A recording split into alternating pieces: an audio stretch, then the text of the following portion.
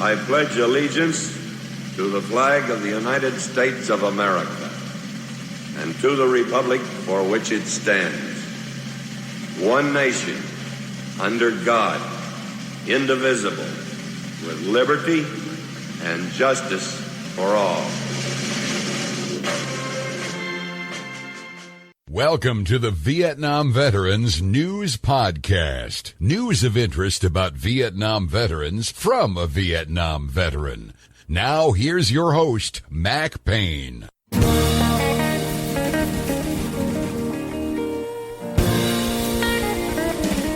This is Mac Payne here with episode 1742 of the Vietnam Veteran News Podcast.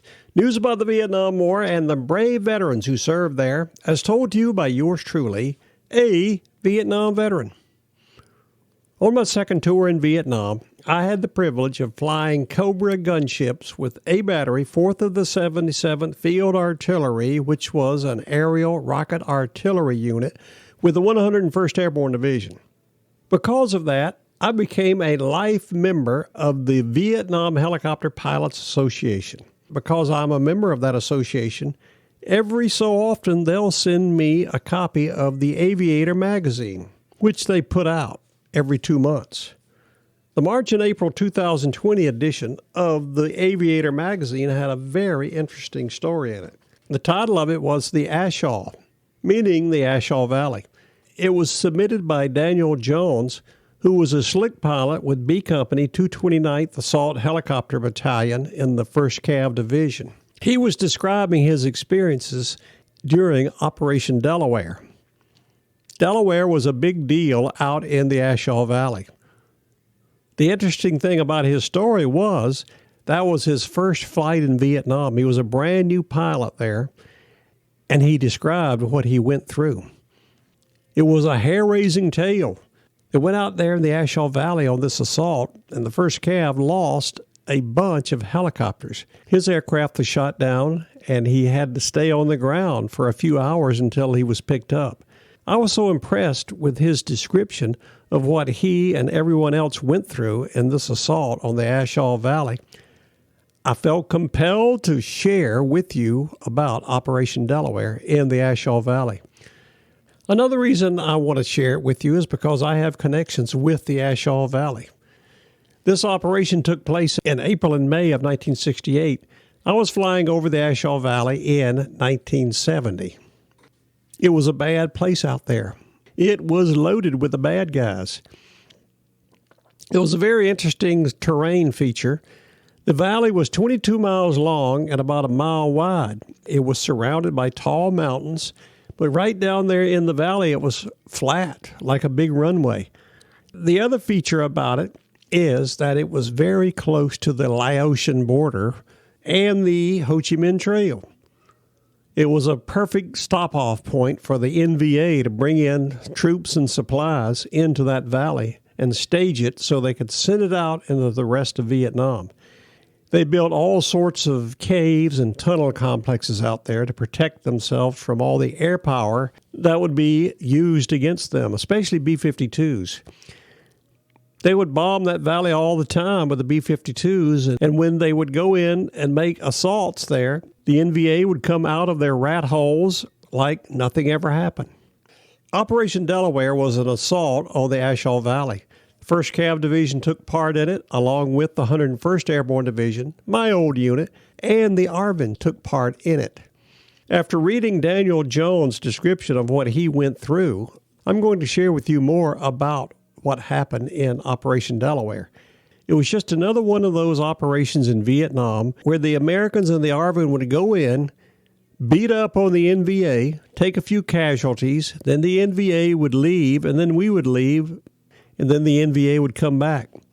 Like we never went in there in the first place. It was very frustrating. Again, after studying the Vietnam War and our tactics that were used there, I keep saying over and over again, why didn't Robert McNamara listen to Edward Lansdale? If they would have listened to Lansdale, it would have been very different over there in Vietnam. Can't say what the outcome would have been, but I don't think we would have a monument in Washington, D.C. with 58,276 names on it of people who died in the Vietnam War. You'll see that as you listen to me tell you about Operation Delaware. Let's take a look at it. Dateline, wikipedia.org. Operation Delaware / Operation Lam Sam 216 was a joint military operation launched during the Vietnam War.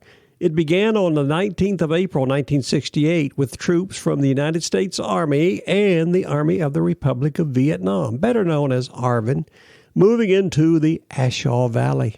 The A Shau Valley was a vital corridor for moving military supplies coming from the Ho Chi Minh Trail and was used by the NVA as a staging area for numerous attacks in northern I Corps.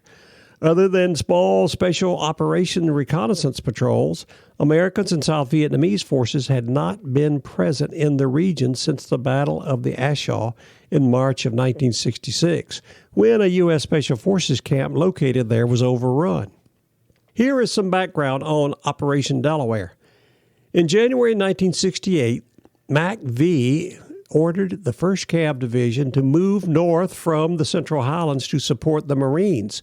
The 1st Cav Division, an air mobile division with 20,000 men and nearly 450 helicopters, had the most firepower and mobility of any division-size unit in Vietnam. When it arrived in I Corps, the 1st Cav Division fought toe-to-toe with the enemy during the Tet Offensive.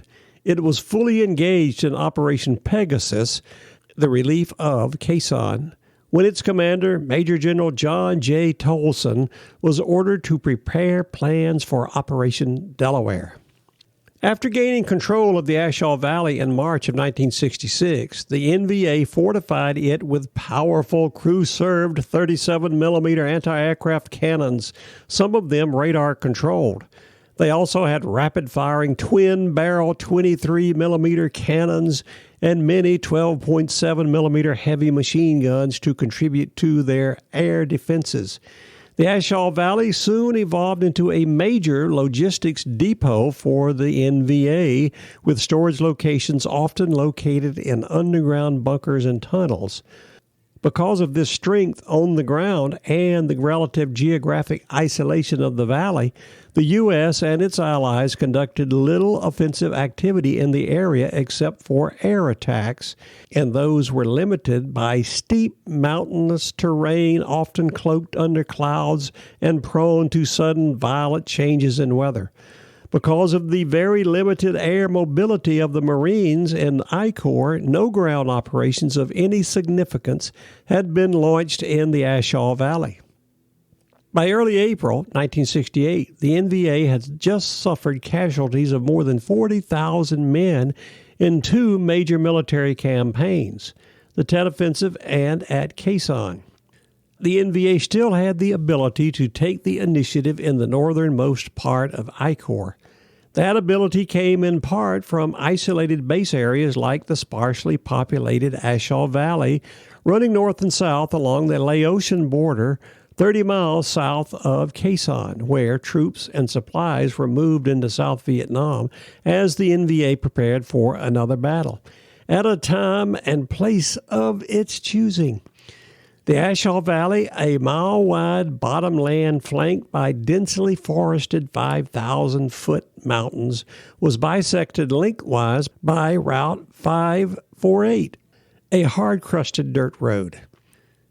MAC-V Commander General William C. Westmoreland believed that heavy press coverage of Operation Pegasus had given the NVA considerable information about U.S. dispositions and movements, and so he decided to embargo news on the operation for as long as possible. Besides maintaining a margin of security for his troops, the embargo would cover the insertion of a reconnaissance force of up to battalion size into Laos at a point above where the valley entered the South Vietnam. Westmoreland informed the Saigon correspondents on April the 26th that he was imposing an extended embargo on Delaware. Following reports by syndicated columnist Joseph Alsop, filing in Hong Kong and South Vietnamese information officers announcing that their units were involved in the operation, MACV lifted the press embargo after 8 days. Putting a press embargo on anything in Vietnam was an exercise in futility. Everybody knew everything over there, including all about Operation Delaware. Now let's get down to the actual operation of Delaware. The battle began on April the 19th, 1968, after preparatory B-52 and tactical bombing of NVA anti-aircraft and troop positions. The troops of the 3rd Brigade, 1st Cav Division, were inserted into landing zones Tiger and Vicky at the north of the A Shau Valley as the 1st Brigade, 101st Airborne Division moved west from Fire Base Bastogne along Route 547. The 1st Battalion, 327th Infantry Regiment moved southwest, meeting up with the 2nd Battalion of the 327, which had been landed by helicopter at the junction of Route 547 and Route 547A, establishing Fire Base Vagel. The operation required a radio relay site so the engaged brigades could communicate with Camp Evans near the coast or with approaching aircraft. On the eastern side, midway up the valley, was a perfect spot. The 4,878-foot Dong Ray Lao Mountain. The 1st Cav Division's headquarters dubbed it Signal Hill. A 30-man long-range reconnaissance patrol, better known as LRPs, from Company E, 52nd Infantry, repelled by helicopter onto Signal Hill, followed by members of Company E, along with signalmen who fought a 2-day battle with NVA forces. Poor weather and anti-aircraft fire made flying very dangerous. The 1st Cav Division lost 10 helicopters destroyed and 23 damaged in the first day of the assault. That's what Daniel Jones was describing in his story in the Aviator magazine. On April the 20th, the 3rd Brigade, 1st Cav Division, continued to deploy. The 1st Battalion, 7th Cav, moved southeast, while the 5th Battalion, 7th Cav, moved to block Route 548 to Laos. The 2nd Battalion, 7th Cav, was landed further down the valley. The 6th ARVN Airborne Battalion was landed by helicopter at the 1st of the 327th's landing zone and soon was engaged by the NVA forces. On April the 21st, the cavalry units continued to push further down the valley, while the 2nd Battalion of the 502nd of the 101st Airborne Division was landed near Fire Base Vagel to support the 1st of the 327 and the 6th ARVN Airborne. On April the 24th, 2nd Battalion, 8th Cav was landed 2 kilometers south of the abandoned Aloe Airfield. The cavalry forces found a communications network and numerous supply caches in the area, including 3 37mm anti-aircraft guns. On April the 25th, 1st Lieutenant James M. Sprayberry, leading a patrol from D Company, 5th Battalion, 7th Cav, rescued men who had been wounded and cut off from the rest of the company. Sprayberry personally killed 12 NVA soldiers and eliminated 2 machine gun emplacements. He was subsequently promoted to captain and awarded the Medal of Honor for his actions. Sprayberry showed us all how it's done that day. On April the 26th, C-130B, number 6002908, was hit by anti-aircraft fire while on approach to drop supplies at Aloe Airfield. The aircraft crashed and burned on the airfield. The remains of 5 of the 8 crewmen were recovered. The first cargo aircraft, one of my favorite, a C-7A Caribou, landed at Aloe on May the 2nd after further improvements to the airstrip were made. The first C-130 Hercules landed on May the 4th, 2 days later. As the 1st Cav Division continued sweeping south through the valley, it linked up with the other Allied units that served as blocking forces and uncovered large caches of weapons, vehicles, ammunition, and rice. The U.S. and ARVN troops' extraction started on May the 10th. On May the 12th, 1st of the 12th Cav linked up with the ARVN Airborne moving along Route 547. The operation ended on May the 17th, 1968. Here's the aftermath. Despite hundreds of B-52 and jet airstrikes, the NVA shot down a C-130, a CH-54 Sky Crane helicopter, 2 CH-47 Chinooks, and nearly 24 UH-1 Hueys. Many more, though not shot out of the sky, were lost in accidents or damaged by ground fire. The 1st Cav Division suffered more than 130 dead and 530 wounded. Bad weather aggravated the loss by causing delays in troop movements, allowing a substantial number of NVA to escape to the safety in Laos, knowing we could not go after them there. Nevertheless, Operation Delaware was hailed as a success by the United States, but the withdrawal of U.S. and ARVN troops made it possible for the NVA forces to quickly regain control of the valley. That was what happened in Operation Delaware, and it was typical of most all operations in Vietnam. We would go in and kick the NVA's butt. We would take casualties. The NVA would disappear, usually across the border into Laos. We would leave, and immediately the NVA would come back and occupy the same area we fought for. It was very frustrating, but you cannot deny the bravery of those men in the 1st Cav Division, the 101st Airborne Division, and the ARVN Airborne Battalion that participated in that operation. They were extremely brave fighting in a very difficult situation. All you've got to do is look at Daniel Jones' story titled The A Shau in the Aviator magazine, and you will realize how tough it was. His aircraft was shot down in that operation. He had to hunker down in a bomb crater because they were under heavy fire from enemy forces. Thank the good Lord above, the crew in that helicopter that went down were rescued and lived to fly another day. It's hard to imagine that if that was your first mission in Vietnam, that you were ever able to fly again. That was a terrifying situation. I appreciate all the Americans and Vietnamese that took part in Operation Delaware. They all deserve our appreciation. I am hereby issuing all of those people an official Vietnam Veteran News Podcast salute for their bravery in Operation Delaware that took place in the A Shau Valley. That's my opinion, and I'm sticking to it. This is Mac Payne closing out episode 1742 of the Vietnam Veteran News Podcast. Thank you so much for coming to listen to these programs. You are cordially invited to come again soon and often to listen to more that will be coming your way on this podcast, the Vietnam Veteran News.